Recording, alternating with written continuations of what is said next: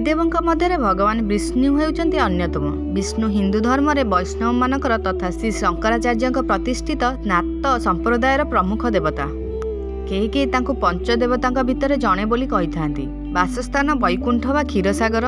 ମନ୍ତ୍ର ହେଉଛି ଓମ୍ ନମୋ ନାରାୟଣ ବା ଓମ୍ ନମୋ ଭଗବତେ ବାସୁଦେବାୟ। ଅସ୍ତ୍ର ସୁଦର୍ଶନ ଚକ୍ର, ସାଥୀ ଲକ୍ଷ୍ମୀ ଓ ବାହନ ଗରୁଡ଼। ବିଷ୍ଣୁ ସହସ୍ର ନାମ ଅନୁସାରେ ବିଷ୍ଣୁ ହେଉଛନ୍ତି ପରମାତ୍ମା। ସେ ସର୍ବତ୍ର ବିରାଜିତ ଓ ସ୍ଥାବର ଜଙ୍ଗମ ଜୀବ ଓ ନିଜୀବାଦୀର ମୂଳ ତତ୍ତ୍ୱ। ସେ ହେଉଛନ୍ତି କାଳାତୀତ ଅର୍ଥାତ୍ ଅତୀତ, ବର୍ତ୍ତମାନ ଓ ଭବିଷ୍ୟତର ଊର୍ଦ୍ଧ୍ୱରେ। ତ୍ରିଦେବଙ୍କ ଭିତରେ ସେ ହେଉଛନ୍ତି ସୃଷ୍ଟିର ପାଳନକର୍ତ୍ତା। ତାଙ୍କର ଅନ୍ୟ ନାମ ନାରାୟଣ। ପୁରାଣ ଅନୁସାରେ ବିଷ୍ଣୁ ହେଉଛନ୍ତି ଚତୁର୍ଭୁଜ, ଶଙ୍ଖଚକ୍ର, ଗଦା ଓ ପଦ୍ମଧାରୀ। ଶ୍ରୀମଦ୍ ଭାଗବତ ଗୀତାରେ ସେ ହେଉଛନ୍ତି ବିଶ୍ୱରୂପଧାରୀ, ଯାହା ମାନବ କଳ୍ପନାର ବାହାରେ, ଇନ୍ଦ୍ରିୟାତୀତ ଓ ଅବର୍ଣ୍ଣନୀୟ। ପ୍ରାୟ ସମସ୍ତ ହିନ୍ଦୁ ମତାନୁସାରେ 10 ଅବତାରଧାରୀ। ଜୟଦେବଙ୍କ ଗୀତଗୋବିନ୍ଦ ଯୋଗୁଁ 10 ଅବତାର କଥା ଅଧିକ ପ୍ରଚଳିତ ହେଲା। ବିଭିନ୍ନ ପୁରାଣରେ ଭିନ୍ନ ଭିନ୍ନ ଅବତାର ଥିବାର ପ୍ରମାଣ ମିଳେ।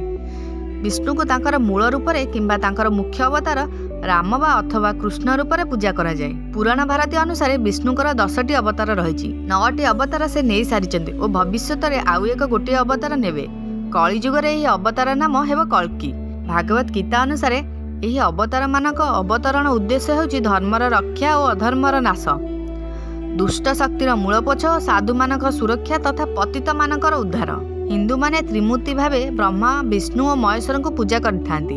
ଏମାନେ ହେଉଛନ୍ତି ଯଥାକ୍ରମେ ସୃଷ୍ଟି, ପାଳନ ଓ ସଂହାରର ଦେବତା। ଏହି ତିନି ଦେବଙ୍କୁ ହିନ୍ଦୁମାନେ ତ୍ରିଦେବ ଓ ତ୍ରିନାଥ ବୋଲି ମଧ୍ୟ କହନ୍ତି। ଭାଗବତ ପୁରାଣ ଓ ବୈଷ୍ଣବମାନଙ୍କ ଦୃଷ୍ଟିକୋଣରୁ ଏହି ତିନି ଦେବଙ୍କ ଭିତରେ ବିଷ୍ଣୁ ହେଉଛନ୍ତି ଭକ୍ତ ବତ୍ସଳ। ବିଷ୍ଣୁଙ୍କର 1600 ନାମ। ବିଭିନ୍ନ ସମୟରେ ବିଷ୍ଣୁଙ୍କୁ ଭିନ୍ନ ଭିନ୍ନ ନାମରେ ସ୍ମରଣ କରାଯାଏ। ସେଗୁଡ଼ିକ ହେଲା ଔଷଧ ସେବନ ବେଳେ ବିଷ୍ଣୁ, ଭୋଜନ ବେଳେ ଜନାର୍ଦ୍ଦନ, ଶୟନ ବେଳେ ପଦ୍ମନାଭ, ବିବାହ ବେଳେ ପ୍ରଜାପତି, ଯୁଦ୍ଧରେ ଚକ୍ରଧର, ପ୍ରବାସରେ ତ୍ରିବିକ୍ରମ, ମରଣ ବେଳେ ନାରାୟଣ, ସଙ୍ଗମ ବେଳେ ଶ୍ରୀଧର, ଦୁଃସ୍ୱପ୍ନ ବେଳେ ଗୋବିନ୍ଦ, ସଙ୍କଟ ବେଳେ ମଧୁସୂଦନ, ବଣରେ ନରସିଂହ, ଅଗ୍ନିରେ ଜଳାଶାୟୀନ, ଜଳ ମଧ୍ୟରେ ବରାହ, ପର୍ବତରେ ରଘୁନନ୍ଦନ, ଗମନ କାଳେ ବାମନ, ସମସ୍ତ କାଳେ ମାଧବ। ବିଷ୍ଣୁ ପୁରାଣ ଅନୁସାରେ ବିଷ୍ଣୁ ପୁରାଣ 18ଟି ପୁରାଣ ମଧ୍ୟରୁ ଅତ୍ୟନ୍ତ ମହତ୍ତ୍ୱପୂର୍ଣ୍ଣ ତଥା ପ୍ରାଚୀନ ଅଟେ। ଏହା ଶ୍ରୀ ପରାଶର ଋଷିଙ୍କ ଦ୍ୱାରା ପ୍ରଣୀତ ହୋଇଛି।